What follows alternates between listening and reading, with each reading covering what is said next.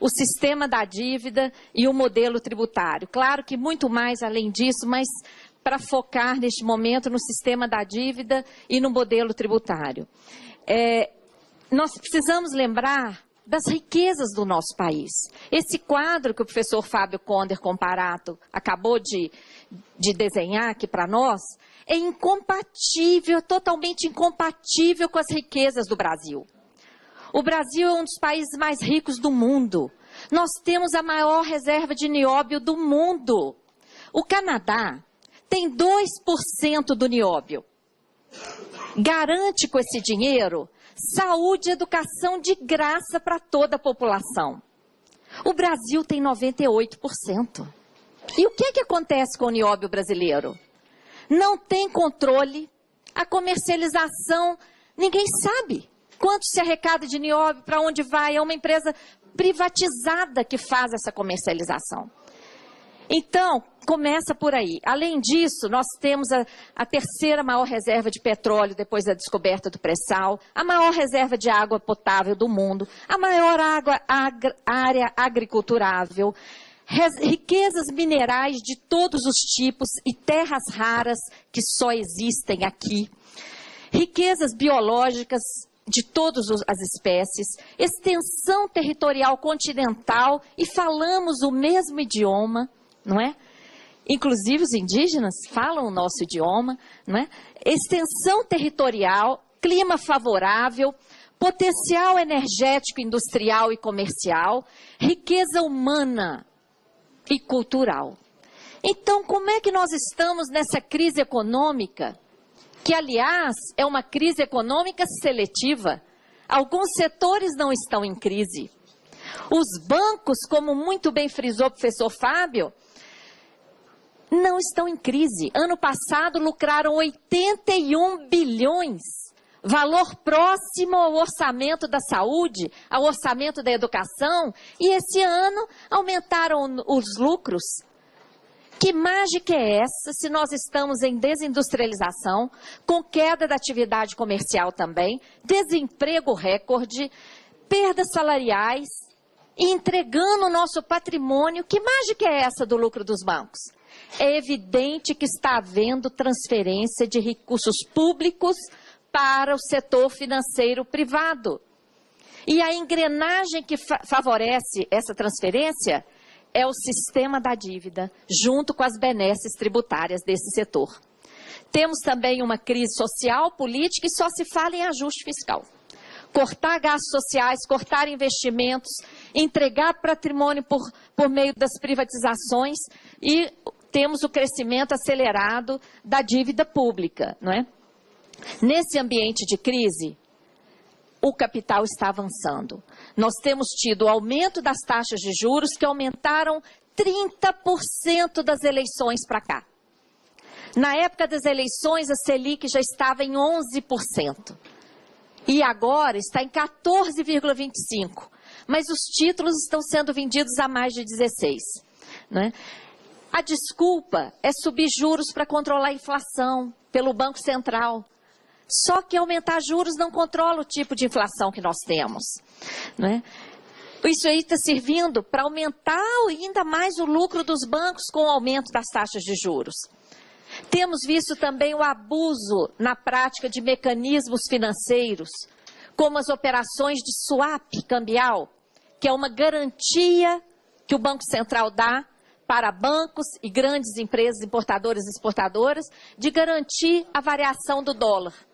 Todo mundo sabia que o dólar iria subir, inclusive o Banco Central. E aí ele garante essa variação, faz contratos sem limite, mais de 300 bilhões de dólares em contrato de garantia de swap. Onde está a responsabilidade monetária neste país? É claro que o dólar subiu, como já era esperado, e os prejuízos, se somarmos os meses em que deram prejuízo, dos últimos 12 meses, nós temos aí 169 bilhões de reais de prejuízo com esse tipo de operação. Como é que pode? E como é que está sendo coberto? Com títulos da dívida pública, da forma que o professor Fábio Comparato falou. O Tesouro emite e entrega de bandeja sem ônus para o Banco Central. Temos também as operações compromissadas, em que o Banco Central estabelece para o Brasil uma base monetária bem baixinha, de 5% do PIB, de tal forma que o Brasil é um país que não emite moeda, mas emite dívida, que paga os maiores juros do mundo. E os bancos compram essa dívida, criam moeda, emprestando para os seus clientes. Uma verdadeira farra para o sistema financeiro. E essas operações compromissadas, feitas com esses títulos que o Tesouro passa para o Banco Central, já alcançam quase R$1 trilhão. E os juros dessas operações têm que ser pagas em dinheiro, em cash, para os bancos. Um verdadeiro absurdo. Não é? Então, nós temos aí um abuso na utilização desses mecanismos financeiros que estão gerando dívida pública para nós pagarmos. Não é? Por isso é que nós somos esse país rico que eu descobri e estamos com esse quadro dramático que brilhantemente o professor Fábio acabou de descrever. E com esse quadro, qual é a receita? O ajuste fiscal, aumentando o tributo de forma equivocada, garantindo benesses tributárias para os ricos e entregando o nosso patrimônio. O verdadeiro rombo das contas públicas está na dívida pública. Não está na Previdência, como muitos gostam de dizer. Está na dívida pública. Em 8 meses, de janeiro a agosto, a dívida pública interna aumentou R$500 bilhão. Eu fotografei, está aí a tela, porque as pessoas não acreditam quando a gente coloca. Em janeiro, estava em 3,2 trilhões o volume de títulos emitidos pelo Tesouro. Em agosto, atingiu 3,691 trilhões. Aumentou R$500 bilhão esse ano. E em que condições? Pagando as taxas de juros mais elevadas do mundo. Como eu falei, a Selic já atingiu 14,25, mas os títulos estão sendo negociados a 16,4. O Congresso não interfere no patamar dos juros. O Copom, a diretoria do Banco Central, não eleita como os senhores, não eleita, decide as taxas de juros e isso vira lei. E não importa se tem dinheiro para pagar esses juros, por quê? Se os recursos existentes no orçamento não são suficientes, corta gasto social, aumenta tributo. E se isso não é suficiente, entrega patrimônio. Privatiza e entrega e paga-se os juros. E se ainda não é suficiente, emite título e paga os juros. Não é? O Congresso também não interfere na destinação brutal de recursos para a dívida pública, porque quando o orçamento vem para essa casa, essa parte da dívida, os senhores não podem nem apresentar emenda, por conta do artigo 166, parágrafo 3º, inciso 2, letra B, artigo sobre o qual recai uma denúncia de fraude, porque o próprio ministro Jobim, ex-ministro, né, Jobim, confessou que artigos foram introduzidos à Constituição sem ter sido votados. E este é um deles, conforme provaram professores da UNB.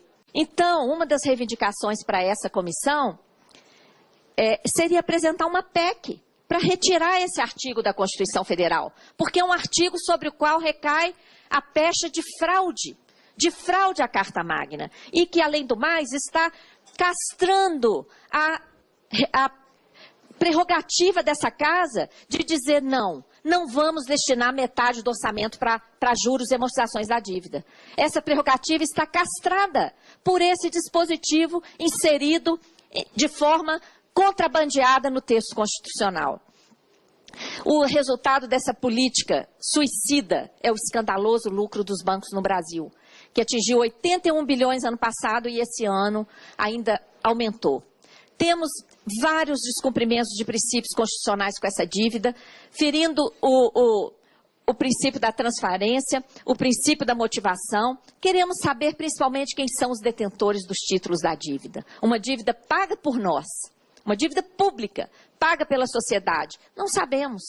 E temos mais uma série de perguntas que eu vou pular em respeito ao tempo, mas quem se beneficiou, não é, historicamente dessas taxas de juros? Nós queremos saber quem são os beneficiários dessas operações de swap, dessas operações de mercado aberto, etc.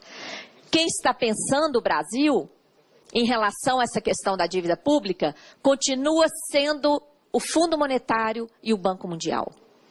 Nós detectamos um documento que só existe em inglês, olha a falta de respeito, em que o Fundo Monetário e o Banco Mundial monitoram a política monetária. A recomendação número 1 desse documento é a independência do Banco Central. A autonomia completa do Banco Central. Para que isso? Hoje ele já é dominado pelos bancos privados. Se vier a autonomia, aí já não adianta mais elegermos um presidente estadista, que chegaria lá no Banco Central e falaria, acabou a farra, agora o Banco Central vai agir para o Brasil e não mais para os banqueiros. Se o Banco Central se tornar autônomo, independente, acabou. Então essa é a primeira recomendação desse documento. E vai por aí afora, com várias recomendações, sempre em favor do sistema financeiro. Nesses 15 anos dedicados à auditoria cidadã da dívida, nós determinamos que existe um sistema da dívida. O endividamento público não tem servido para trazer recursos à nação.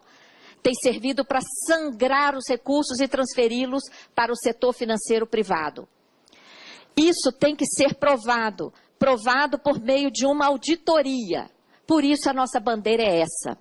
Temos provado como cidadãos vários indícios flagrantes de fraudes, de ilegalidades, de ilegitimidades, inclusive denunciados nessa casa por uma CPI da dívida em 2009 e 2010, da qual eu tive a honra de participar e assessorar.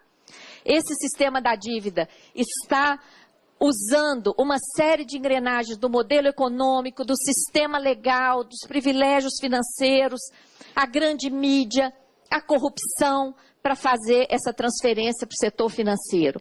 De tal forma que a dívida externa já alcança 554 bilhões de dólares, a dívida interna 3 trilhões e 700 bilhões de reais, e o resultado do nosso orçamento é esse aí, ó. Ano passado, 45% foram para a dívida, menos de 4% para a educação, menos de 4% para a saúde. Não tem condições de continuarmos com essa situação. Em relação ao modelo tributário, que é a outra questão, e temos um modelo tributário totalmente aleijado, com privilégios para os ricos, com baixa tributação ou nula sobre lucros exorbitantes, fortunas, heranças, latifúndios, rentistas, bens supérfluos de luxo, isenção de lucros e dividendos distribuídos, isenção de remessas para o exterior, para exportações e verdadeiras aberrações como juros sobre capital próprio. É uma aberração que só existe no Brasil. E mais, impunibilidade. Aqui no Brasil há um incentivo à sonegação. Porque se cometerem crimes contra a ordem tributária, basta ir lá e pagar o tributo que está tudo desmanchado. Temos que revogar essa lei que acabou com a punibilidade sobre o crime contra a ordem tributária. Porque é um crime de lesa pátria, é por causa disso que nós somos um dos países mais injustos do mundo. 0,5% da população economicamente ativa detém 30% da renda nacional e 43% do patrimônio declarado à Receita Federal. Isso é um absurdo e isso não é um acaso. Isso decorre desses privilégios tributários e dessa falta, não é, de respeito à vida digna nesse país. Eu assisti uma palestra do Dr. Stiglitz há 2 semanas atrás. Ele disse, o Brasil inventou uma forma de não crescimento. Juros abusivos e falta de tributação justa. Até sob o enfoque econômico, deveria se distribuir renda, porque não é possível lucrar num país em que o povo não tem renda. Stiglitz, até o Stiglitz está falando isso, não é?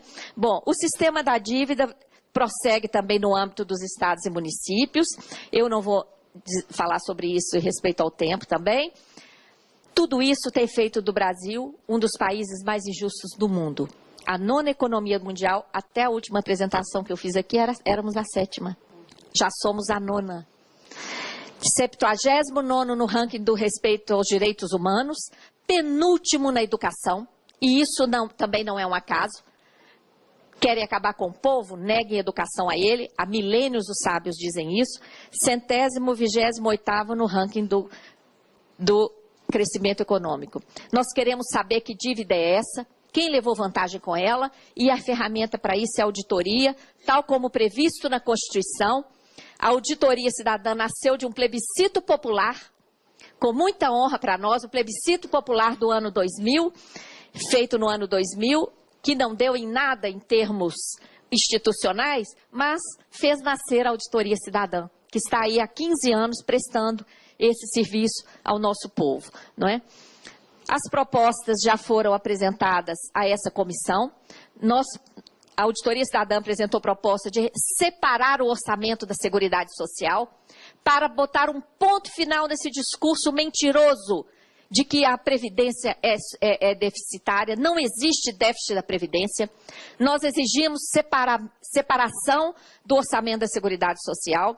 Exigimos o cumprimento do artigo 6º da Constituição para priorizar os direitos sociais, regulamentar o artigo 192 e estabelecer limite para juros. Por que não? Limite de juros aqui no Brasil idêntico aos juros americanos, norte-americanos. Gostamos de copiar tanta coisa deles, por que não vamos copiar os juros?